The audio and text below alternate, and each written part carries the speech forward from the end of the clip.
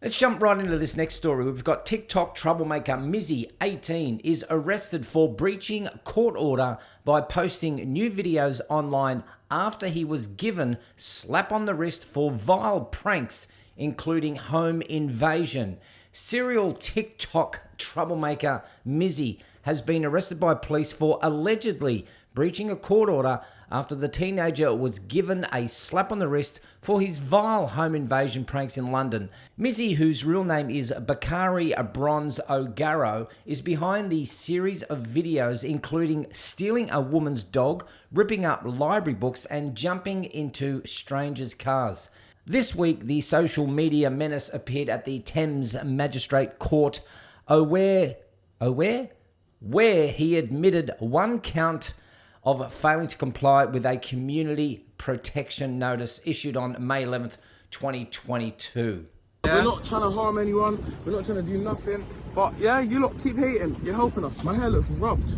Carry on talking, I'm not getting involved. Yeah, so anyway guys, that's mainly what I was wanting to say about that. All the resurfaced clips on the internet. Don't believe everything you see on the internet, because social media is a facade. I ain't the same person that you be seeing in these clips. Reality is an illusion. Reality is an illusion, like we say. Just remember that we've always said that, innit? Yeah, because we've got some deep plans and we've been recording the plans the whole time, and you lot are just falling right into it. So when it's done, it's mastermind. Chess piece. Yeah, man. Well, I don't know about you, but there are a lot of benefits to social media. You want to know the best way to cook soft-boiled eggs in an air fryer? TikTok's got an answer for you. What about an amazing image of the fjords in Norway? Well, Instagram's got your back. And if you want to know how to build an environmentally friendly mousetrap, go to YouTube for great clips.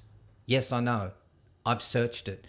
But like almost everything in life, social media has a dark side. Have you noticed of late that social media has been used to both plan and display acts of violence, like randomly walking into strangers' houses to sit on their lounge and watch TV, or even to create a movement to gather like-minded wayward individuals? Social media platforms use algorithms that take advantage of the most vulnerable aspects of human nature to attract users and keep them on their platforms for as long as possible. And most platforms profit primarily from advertising revenue, and the more you watch, the higher the profits. And according to Facebook whistleblower Frances Horgan, social media platforms determine what content to display on a user's newsfeed based on the type of content the user has liked, shared, or commented on in the past. Violent, inciting, and anger-provoking content performs well on these metrics, resulting in this type of content being displayed more often than benign cat videos. Sorry, cat lovers, this is why your view count is low. Now, repeat exposure to violence in media is widely known to have a desensitizing effect on children and youth. As the sight of violence becomes normalized, it becomes less upsetting and a lack of empathy can develop. There's been a 30-year study by the University of Michigan which revealed a 40% decline in empathy among American college students, with the most marked decline occurring after social media became popular. Lack of empathy increases violence through increased cruelty, decreased concern about the feelings of others, increased propensity to bully, and a decreased likelihood of helping others. We're all guilty in the way that we interact on social media, and it is very different in the ways that we interact in offline interactions. Remember those good old days, face to face? Some users will behave in an openly hostile manner that is out of character for their offline personas, while others may overshare. And this is known as the online disinhibition effect, where inhibitions are lowered due to anonymity, invisibility, and feelings of reduced accountability in online interactions. And this can lead to cyberbullying and intense arguments that end in violent face-to-face confrontations.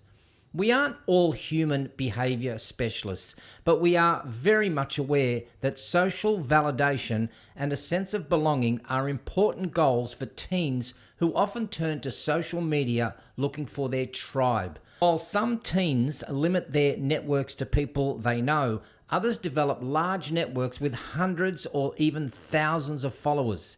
Each action, no matter how small, can have a strong meaning and consequence in networks involving young people who are hyper aware of social cues. Whereas in real life, a breach of etiquette may be forgivable, on social media, even the smallest slight that would be of no consequence offline can quickly escalate. And as Professor Lance Williams of the Northeastern University once said, social media puts conflict on steroids. Cyberbullying is violence that involves using social media to harass, threaten, intimidate, or humiliate a victim. The presence of a large audience provides a stage of cyberbullies to accomplish this. For many teens, cyberbullying is far more cruel and damaging than in-person bullying. Social media content can quickly become viral, and once it's shared, it cannot be taken back and will only continue to spread. Look, there are obviously a couple of things we can do.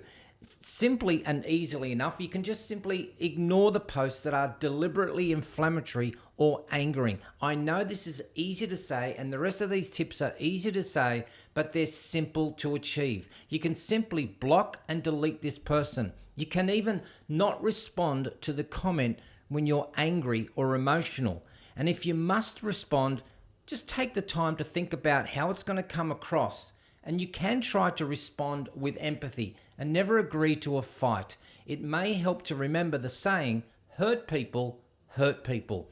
A bully's abuse is usually a response to their own pain and has nothing to do with you. You can simply report cyberbullying, and if there are witnesses, you should speak up in a kind but firm manner, asking the bully to stop and remind them that the victim is a real person with feelings. Often, as soon as one person speaks out, others will tend to follow. Never share inflammatory or hurtful posts, even with good intentions, because this gives the bully an audience and satisfaction. And victims of cyberbullying should not respond online. This will only give the bully more ammunition. Instead, keep screenshots or printed evidence of the bullying or harassing messages and block the bully. And if you have reason to believe that you're in physical danger because of social media communications, report this to a trusted adult. And if the danger is severe, contact the local authorities. I don't know, maybe swap the tablet for a hike up bald rocks in Tenterfield in northern New South Wales, or encourage them to take photos or a drone shot or video of some beautiful parts of the region. That's got to be better, right?